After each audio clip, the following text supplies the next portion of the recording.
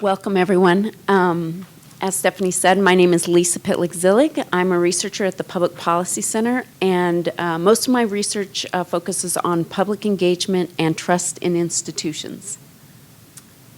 And I'm Mark DeCry. I'm also with the Public Policy Center, and my research focuses on designing and evaluating public engagement processes, both in judicial systems and public health and human services.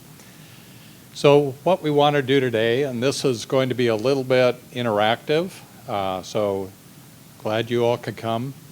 We're going to give you a little bit of background about the public engagement process that we're involved in with the National Center for State Courts, give you a little bit of background and history behind how that initiative came to be, but then we're really interested in some of your ideas about what would be useful for courts that are engaging in this type of process.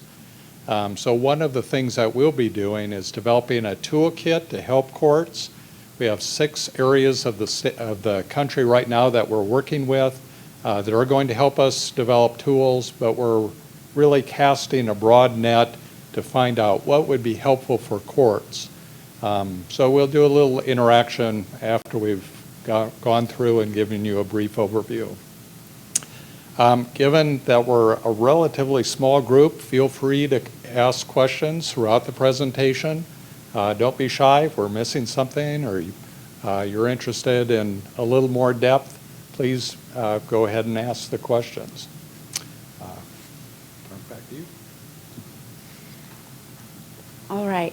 So a major motivation for the projects that we're going to describe and for the effort overall is actually public distrust, but not just general public distrust. Actually, if you look at surveys of the public's trust in, for example, the courts versus Congress versus the president versus a whole host of institutions, usually the courts fare pretty well. However, there are long-lasting and robust disparities in that trust in the courts. So when it comes to our legal system as a whole, as shown here, and these statistics come from the 2018 survey, State of the State Courts, that is done by the National Center for State Courts, whites and blacks, for example, disagree quite a bit, for example, in the extent to which the legal system is fair and impartial, or the extent to which it provides equal justice for all or reflects the values of their communities, and the extent to which they feel that judges understand the challenges that are facing their communities. We're all probably familiar with at least, the variety of cases that have become highly publicized across the nation, such as those involving Michael Brown in Ferguson, Trayvon Martin in Florida, Eric Gardner in New York City.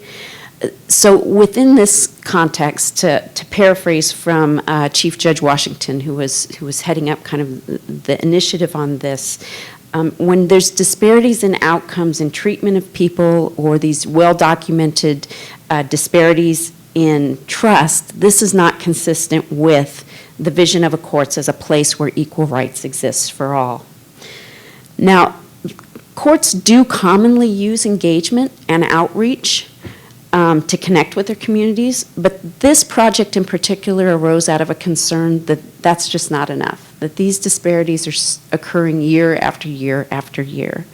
So a few years ago, the Conference of Chief Justices, the National Consortium on Racial and Ethnic Fairness in the Courts, and the National Center for State Courts, in collaboration with and with support from the State Justice Institution, State Justice Institute, embarked on this initiative called the Community Engagement in the State Courts.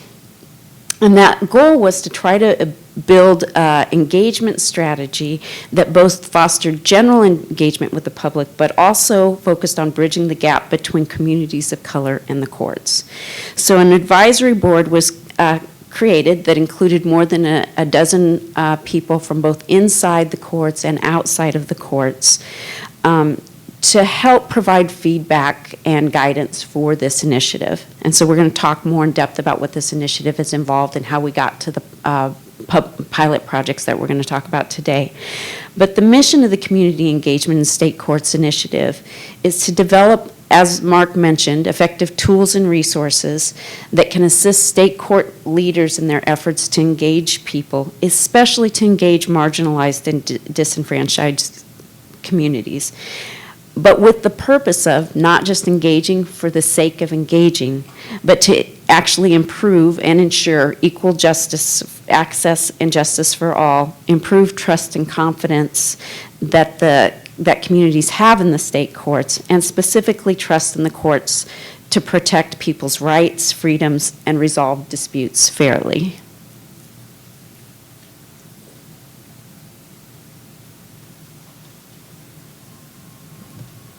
All right. So there are 3 phases for the public engagement initiative. So the first phase happened back in 2016, and that was listening sessions across 3 different areas of the country.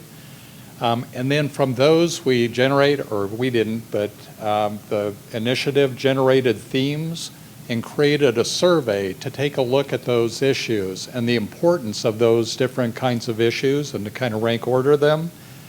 And then all of that information fed into the current process of selecting the public pilot projects for inclusion in this project.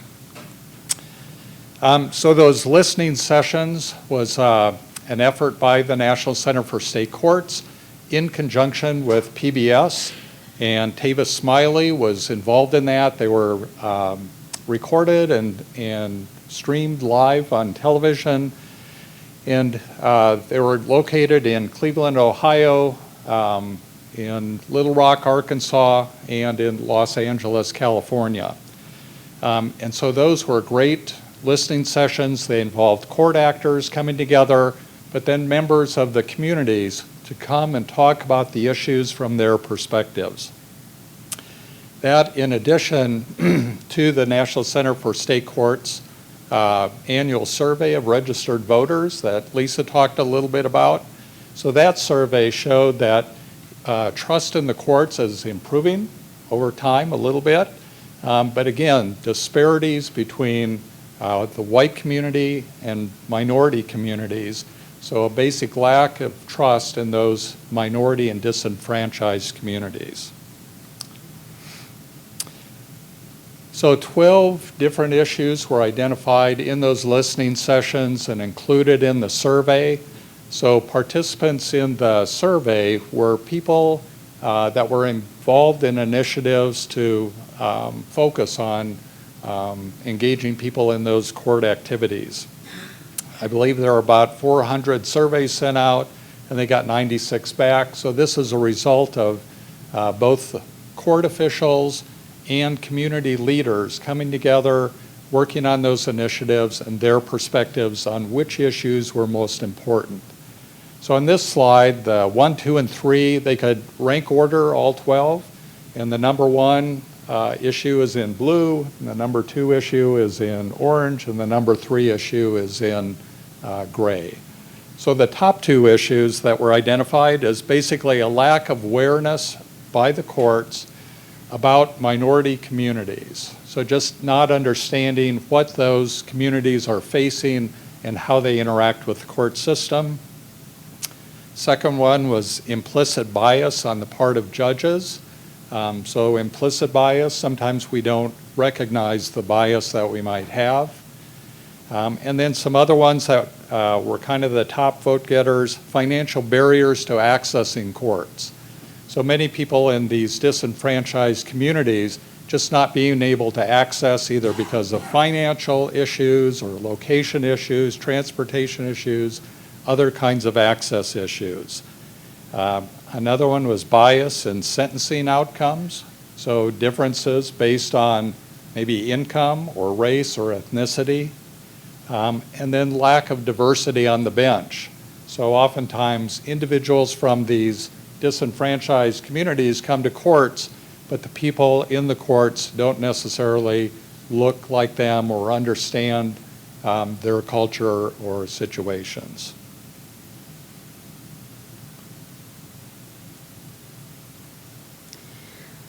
So building on these prior two efforts, both the listening sessions that were televised nationwide and then the survey to kind of help prioritizing some of the themes that came up from the listening sessions, we then moved into a phase, and actually this is when Mark and I joined, because the courts began to partner with us at the Public Policy Center to think about how public engagement might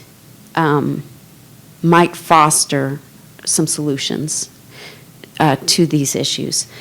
So in January 2018, the National Center for State Courts brought together judges, people from the advisory committee, researchers, and others to discuss the issues and findings so far. And we had a two-day meeting where we talked about both low trust in the courts and the disparities that provide sources of that low trust. We also discussed how and when public engagement might help build public trust and reduce some of the observed disparities, and when actually it might not.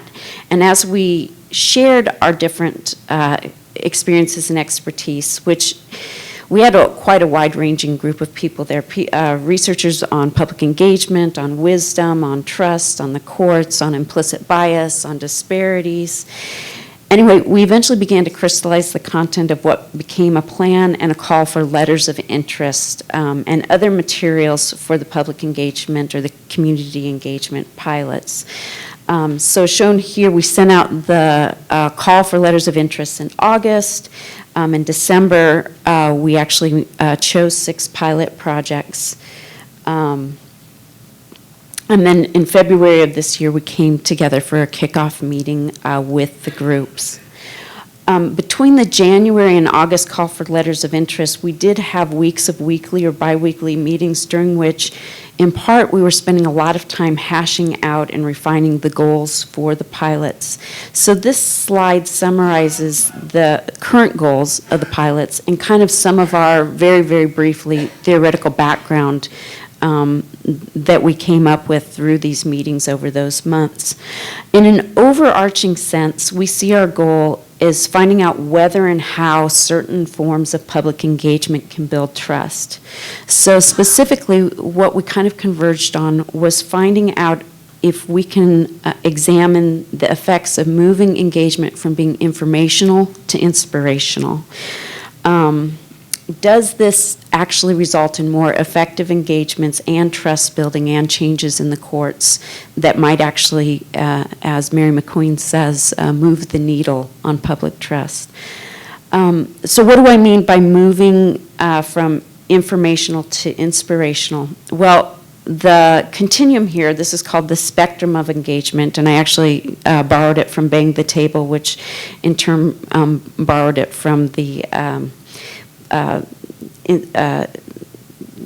collaborative that studies public engagement and deliberation. But as you can see, at one end of the spectrum, at the yellow end, you have forms of public engagement that might result in information traveling in one direction.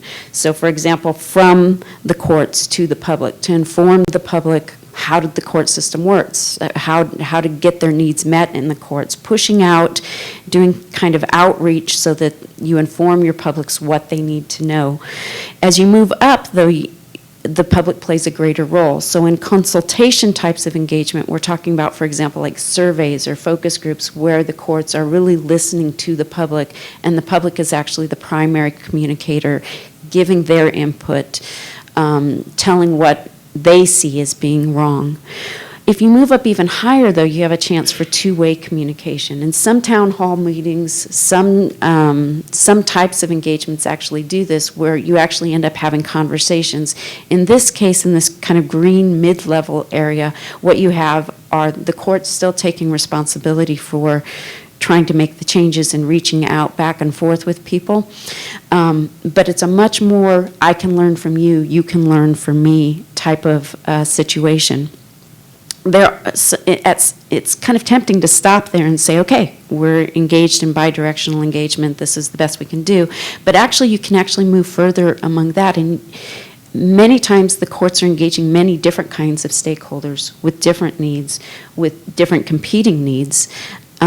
So you can actually bring groups of stakeholders together so that they're actually communicating with each other as well and learning from each other about kind of the pros and cons, so that less is riding on the shoulders of just the courts. So if you're bringing in other members of the legal system, other stakeholders in the community, to look at engagement in a more systemic way so that it becomes less of a conversation of, the courts and the public, like, oh, you told me I need to do this, but that's not in my purview. And suddenly you have other partners at the table, and they're talking to each other as well as to the courts in a more systemic way. And of course, at the highest levels, you would just have everybody doing that all the time. So this is kind of our, I guess, pie-in-the-sky type of vision and what we kind of saw for these pilot projects. And our two goals that we ended up kind of settling on are, can we begin to address issues? So not just, so the motivation, as I mentioned, were that distrust. Like the distrust is kind of alarming and it's long-standing and so on. But can we actually, through public engagement, address actual issues that are identified in the listening tool while building trust? So we call this, kind of in short term, let's try to build trust by building trustworthiness. Not just by communicating more effectively, not just by, wearing the right clothes, not just by, putting forth the right signals of legitimacy, but that listening, that active listening where you really hear and understand, and everyone involved is not just exchanging information, but being impacted by the information. So really looking for, can we see effects, not just these projects. Oh, the public's trust increased. We can measure it. Oh, disparities decreased. We can measure it. But what are actually the measurable changes that are also happening in the courts? What did the courts learn from the public? Did the courts actually begin to trust the public more, or come to new understandings of the issues and the drivers that kind of underlie these disparities and distrust? And at the same time, bonus would be, since we are researchers and evaluators, if we can actually advance knowledge of public engagement and trust so that these advances can then feed into and inform best practices that we pass off to other courts who can learn from them as well. So as Mark mentioned, a key outcome that we're hoping for is a toolkit for other courts to use who are beyond the projects. So this led us to go ahead and come up with these letters of interest. And one of the things I wanted to say, that the letters of intent or letters of interest that we asked for from nationwide from courts, they did have some things that we required. We required them to focus on disparity and bias. Courts needed to provide one-on-one match of funds or in-kind support. They needed to be okay with participating in our evaluation and research. And they needed to move at least to bidirectional engagement. We didn't want to do forms of engagement that were solely outreach, that were solely brochures or signage or even solely surveys or solely listening sessions where we're just listening. We really wanted to try to find courts who are willing to say, okay, I'm going to take a risk. I'm going to actually go out there and talk, and we're going to actually have some give and take and learning from each other. And this trust through building of trustworthiness. But one other thing is that I wanted to emphasize is we really tried to make these letters of interest and letters of intent not here's how to apply for a competitive grant. Because that wasn't the type of initiative that we saw. We didn't see this as, let's find the 6 best courts who have high levels of success already with public engagement and have them tell us what they're doing, because we didn't feel like that would give us a good sense of what a court who was just starting brand new might need. So a court who had never really gone out into the community and tried to hold public engagements with people, what are the barriers and challenges that they faced that kind of came up to them? What kind of tools do they need to be successful? So we actually tried very hard to look at kind of the scope of everybody that was involved. And ask for these letters of interest, and then choose things that gave us a whole variety of experiences and philosophies and problems and goals. With that, I'll let Mark tell you more about those.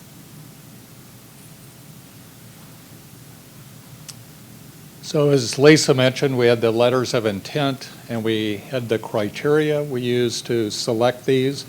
And we really came up with a good group of 6 courts across the country that had kind of similar needs for doing public engagement, but also each one was unique in its own right.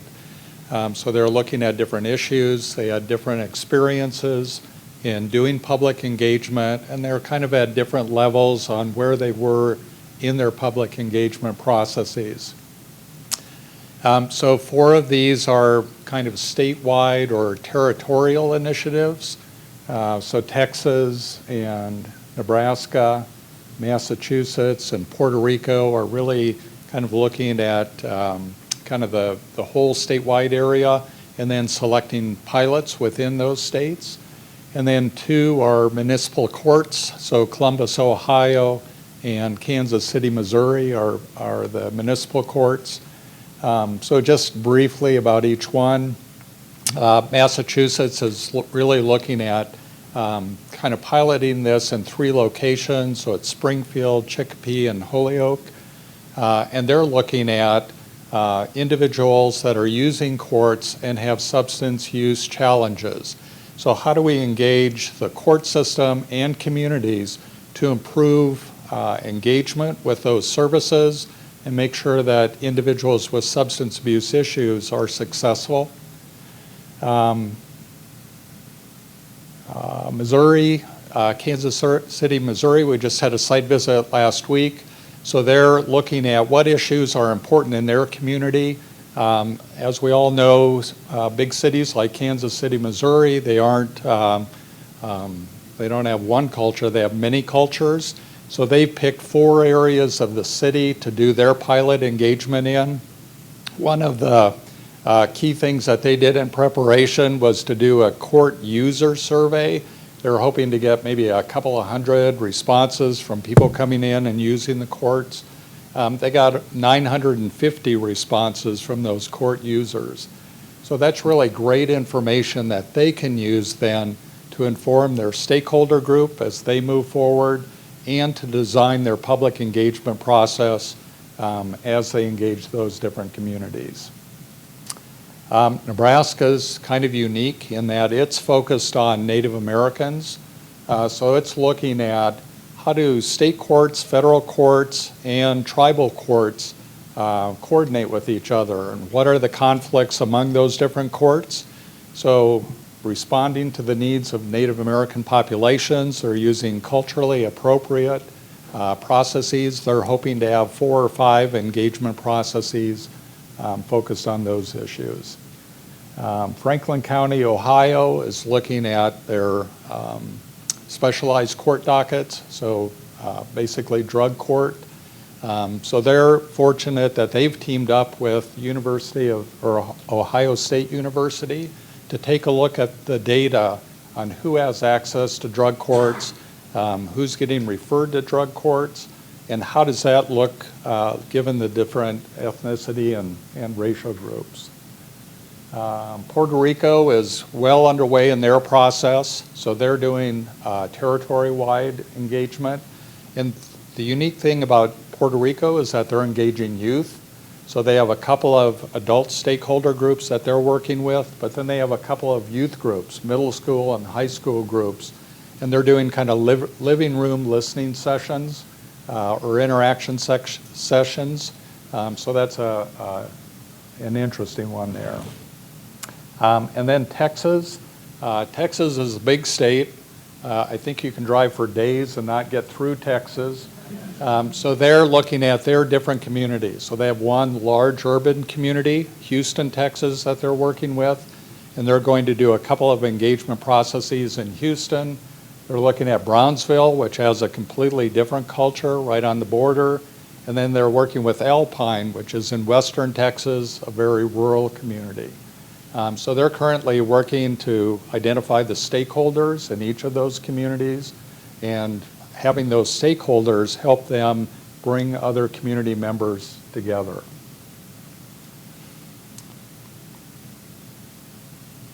So all of these have some pretty common attributes. As Lisa talked about, these are deliberative processes, so they aren't one-way courts trying to communicate with the public, kind of presupposing that all we need to do is inform the public and all of our issues will be resolved.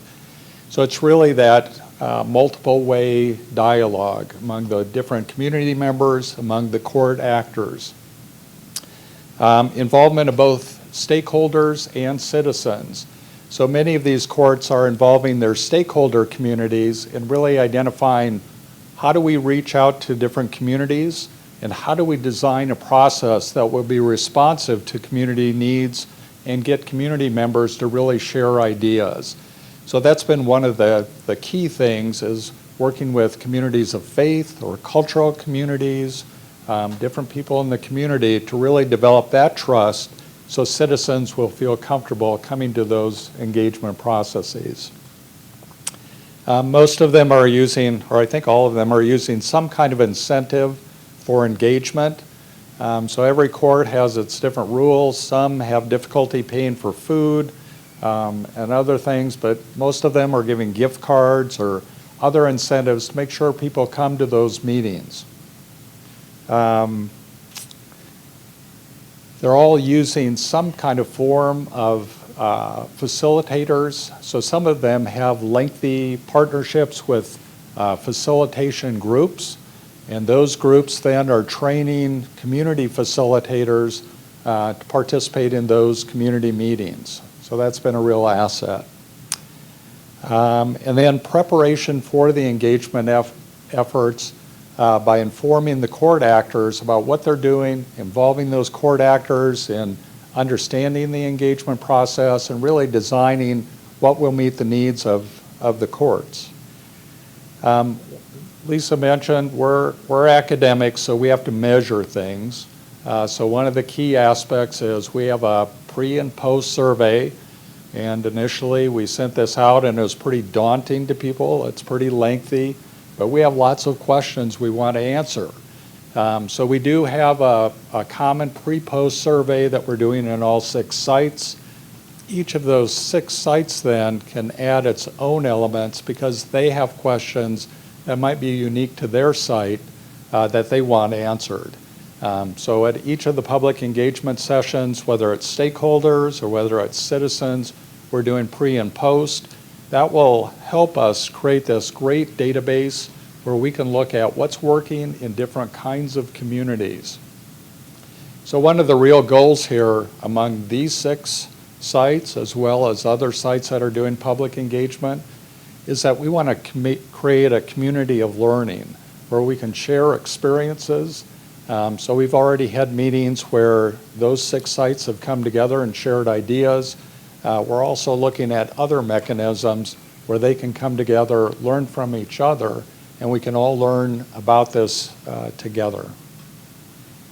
And then choice of focal problems. Some of the courts already had identified what their key problems were as they wrote their letter of interest, and others really said, we want to do more listening to the community and having the community help us identify what those key issues are.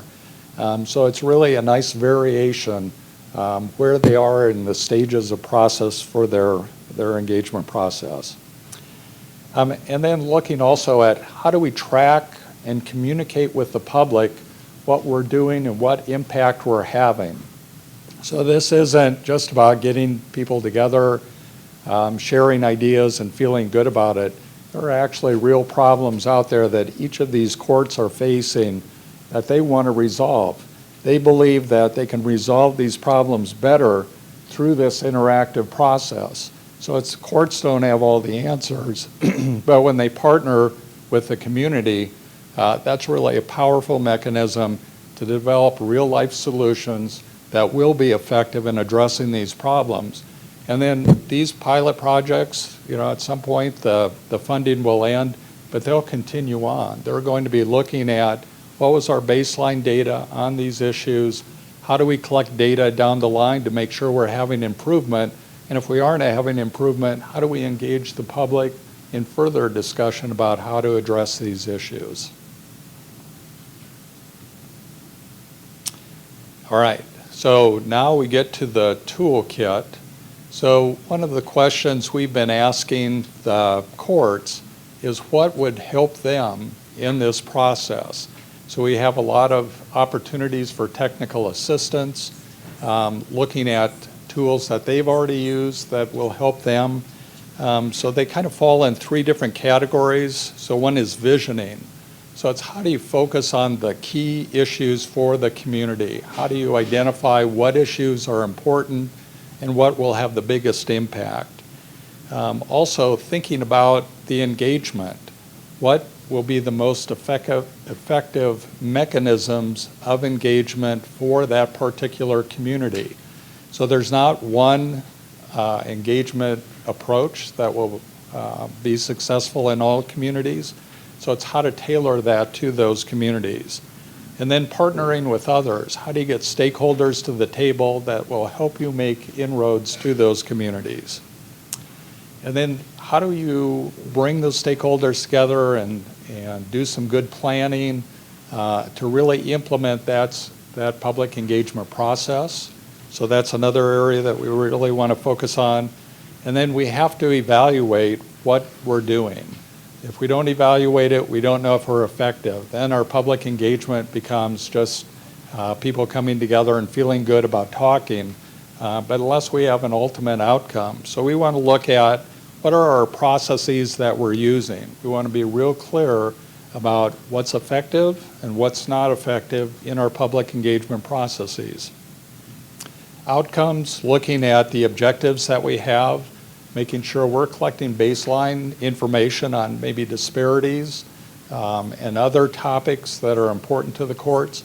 And then we're going to measure that over time and make sure that courts have the ability to do that and that they're analyzing data, that they're bringing that data back to the key decision makers so they really know what the impact is. And then what tools, what kind of metrics we're actually using, both to measure the public engagement process as well as those ultimate outcomes. And then reflecting on that. So how do we use this information? How do we use our public engagement to really have a real life impact? There are some things that courts will have an impact on, that they can change policies. There are other things that courts can't do it on their own. So if legislation is needed, or there are other aspects in the community that need other actors to help make those changes, that's where coming together and working as a collaborative team can really pay off. Okay, discussion. So I believe there are some handouts, so we're hoping to have you give us feedback. So we have 3 questions that we'd like to answer, and so what we're going to ask you to do is to discuss a little bit of time in small groups. I think at this point we probably have maybe 5 or 10 minutes where we'd like you to discuss in small groups and fill out information on your sheets, and then we'll have a discussion where you can give us some feedback at the end of that. So one of the questions is, we would ask you to introduce yourselves to each other, and then think about what are your concerns or hopes, opportunities related to public engagement in your courts. So some of you have already done some public engagement. Some of you may be thinking about public engagement. So what would be the opportunities there? And then the second question is, do you know of existing tools that would help other courts? So if they've helped your court or you're aware of them, that would be important to know. And how useful were those? And then even if you don't have tools that you've used, or you've used some tools but you haven't found others, what kind of tools would be helpful in your public engagement process and developing a toolkit? So we're envisioning this toolkit as being dynamic and living. We'll have an initial one, but it'll probably grow over time. And again, we want you all to be part of that learning community that helps at least us with this initial round of developing the toolkit, but also creating it as we go forward. So at this point, I think we're going to ask you to get in groups of maybe 3 to 5. I think we have about 45, 50 people in here. So if you get into maybe 8 or 9 different groups and talk about these 3 issues, write some down. We'll be collecting these at the end, and then we'll have a brief discussion about what you found. And we actually hadn't planned to necessarily give everybody a single sheet. We were thinking if you could be in a group with a sheet so that you can take notes for your group. So long as each group has at least one sheet, that's enough. So, but the idea of giving you a time to talk with small groups is so you can get to know each other, maybe get some ideas, and then we'd like to have a larger scale discussion of what people think about these 3 questions. So, if you want to kind of circle around and in your different areas.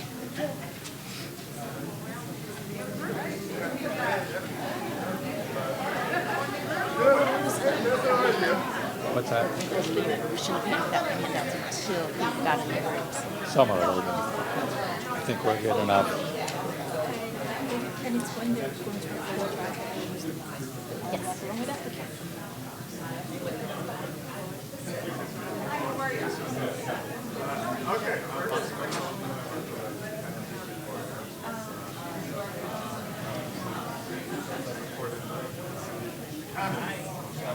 Is it awkward if I just go listen in on some? I always really wonder, like, is it okay to listen in on? I think that's fine.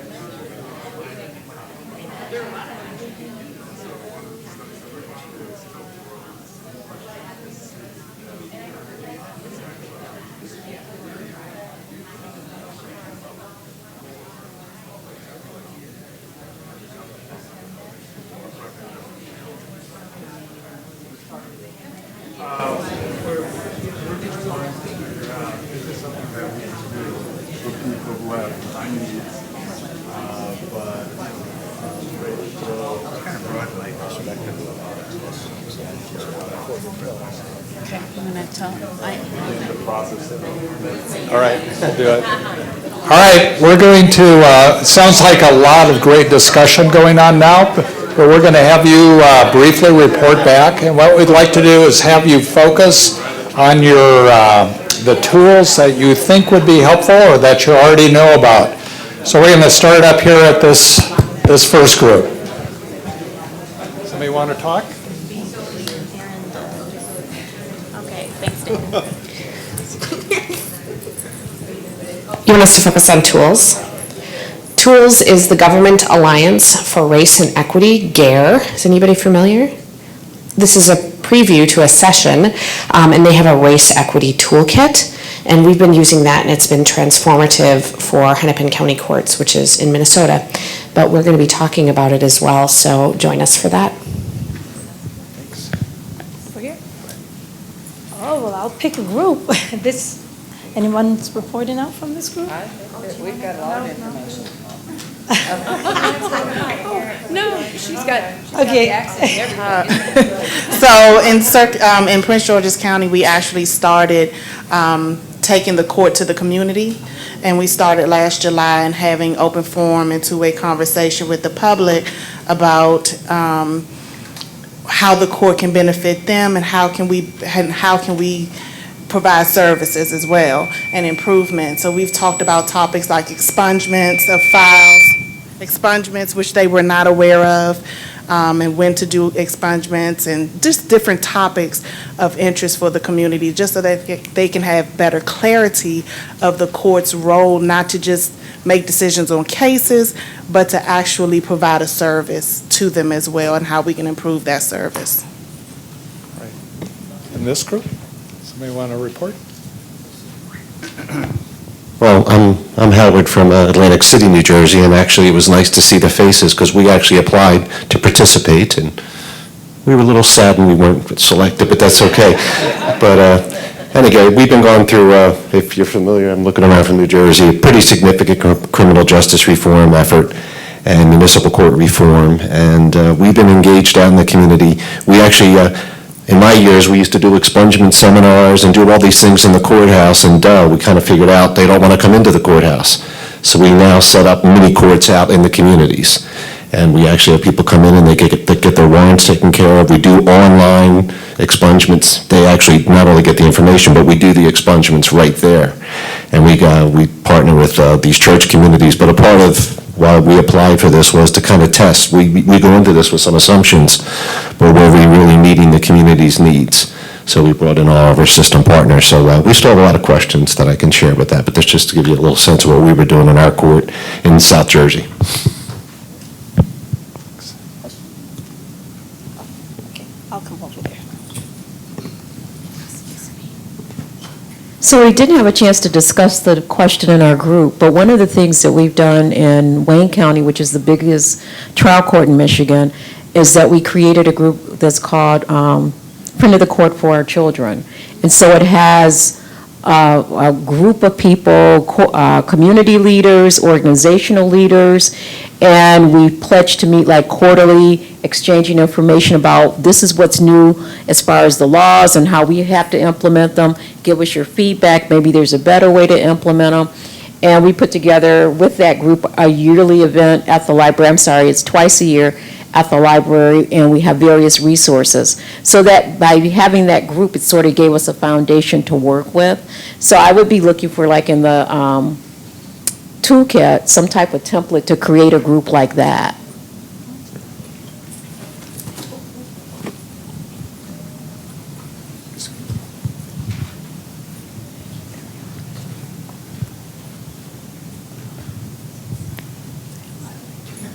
We're all passive. Oh, hello. Well, we were sort of talking about what we're trying to implement. So we actually are all three from municipal courts, one from Texas, one from South Carolina, and I'm here in Las Vegas. So we were talking about community courts and surveys for the public, and we just haven't gotten there yet. Because there's all these different stakeholders that you need to sort of get together.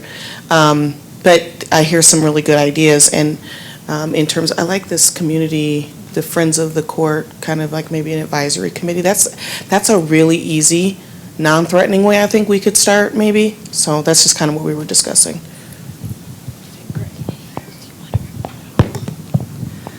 Our group also didn't really talk a ton about the tools that were existing, but some opportunities maybe instead to restore the public trust in the integrity of the court and educating the public. One of the concerns or barriers being, as a court, we have to be careful not to give legal advice. So how do we educate, without doing that? And we talked about focusing on jurors. We bring in, we kind of have a captive audience in the citizens that we bring in, and kind of turning the perspective away from it being an inconvenience to an educational opportunity to inform our public members that they go back out there and say, okay, yes, the court is a place of integrity, and it's not a place to be afraid of. You can go there, and there's helpful staff that are committed to the public. So that was kind of our focus. Okay, my group represents the District of Columbia, Richmond, Virginia, and New Jersey, which are very heavily populated areas. And we talked about how to garner trust from the community in order to make our community engagement more effective. We talked about how through all of the activities that we may take on, we need to do more in letting the public know that we're not just the courts, because they have some resistance or some lack of trust with the courts. So District of Columbia talked about, just making sure that we do the little things, because the little things add up to gaining trust. We talked about connecting the community with other agencies that are probably more or well-received or already have a trust factor there. And then we also talked about saying what we can deliver and not overselling. So that was about the gist of our conversation, but I found it quite helpful. Anyone from this group? Yeah, hi. We're from the Federal Court in Manhattan. Just some of the things that we do on the tools. We actually do a lot of tours and events with outside groups. It could be anywhere from probation department doing it with local high schools to law schools that will come in, and we'll do all-day programs with them and do tours of the courthouse. It takes up a lot of our time and resources with personnel, obviously, but we felt that it's just good to get our people get into the court, get youth into the court so they understand our role as opposed to, the different roles within. We're not the prosecutors, we're not the defense attorneys, we're the neutral party, and bringing them in to understand our role has proven to be, we've gotten good feedback with it, so that's what we, look to continue to do.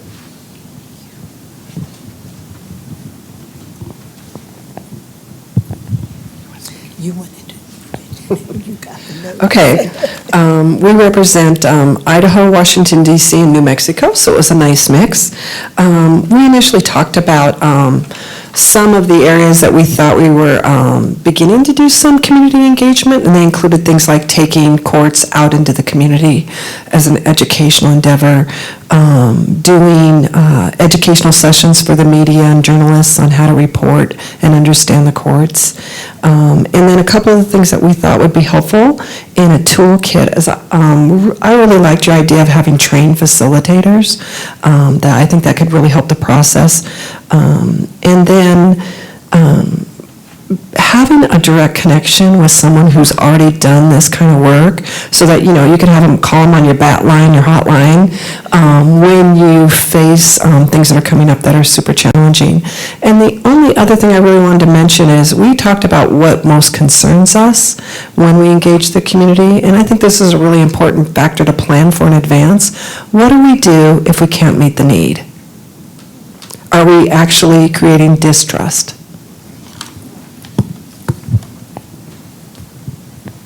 Does somebody want to report for me? Are we missing any other groups? Did we get everybody? Did we get you guys?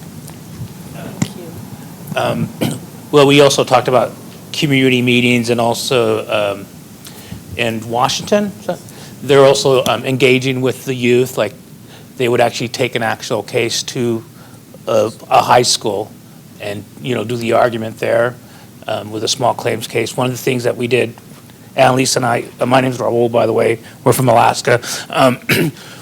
We have a large Alaska Native population, and there is a lot of distrust with the court because of Alaska Natives make up a small percentage, a very large percentage of those that are incarcerated, and access to the court system is, you know, there's a lot of rural Alaska that the only way to get there is to fly there, and it's expensive, so people don't really see what happens at the court or what's happening to their loved ones. So what we have done through the Supreme Court, they issued a policy that says that the court system is supposed to go out to these rural communities at least once per year and then have these engaging discussions with the community.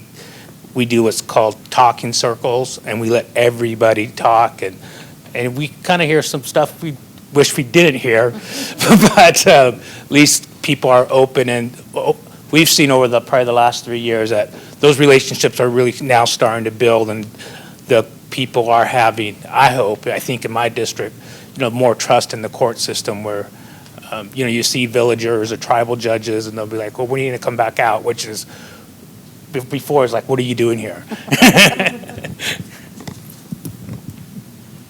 And just to address the question about, I think some of the courts that we're working with too are concerned about what if you develop a community engagement process and then you can't implement those changes.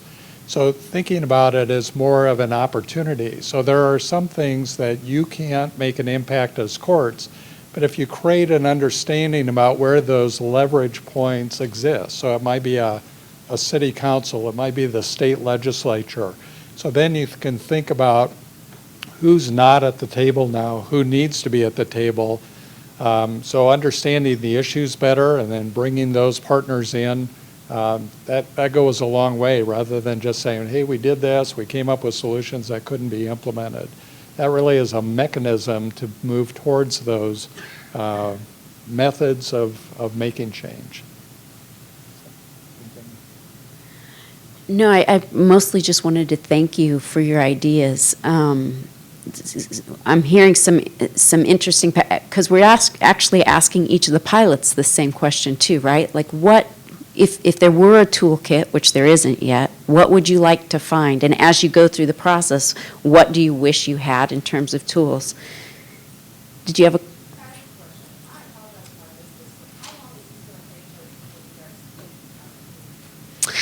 I think we owe a toolkit to the National Center for State Courts by 18 months from January, so in a year. But I mean, we actually have a few tools already that we posted as part of the letters of intent. So things like, and we're developing them, so the discussion of connecting people to people who can help, right? So they bring these things to you and you're like, that's not in our purview, but you don't have to stop there and just send them away to fend for themselves.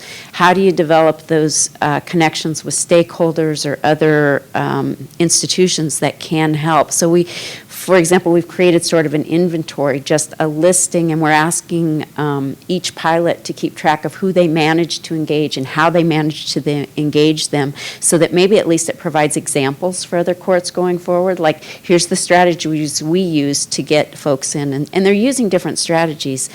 Kansas City seems to have started with a core group of people that they knew who they wanted to be involved, and then those people brought people, and then those people brought people.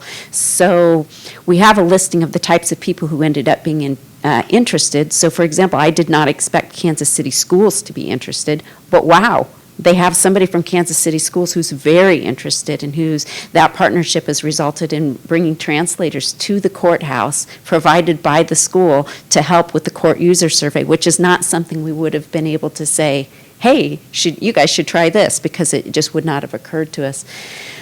We've also made, kind of as part of the initial toolkit for the letters of intent, those of you who have applied know we provided some background just on different forms of engagement, ranging from deliberation to surveys to focus groups to electronic town halls. Nobody in our pilots are doing electronic town halls, but we will have examples of what they do in terms of if they do a deliberative engagement, if they do a recruitment survey. So Texas is doing a recruitment survey in its three target areas, 4 groups. What does that look like, and did it work? We're really interested in, wow, Kansas City's court user survey worked. We're trying to figure out why.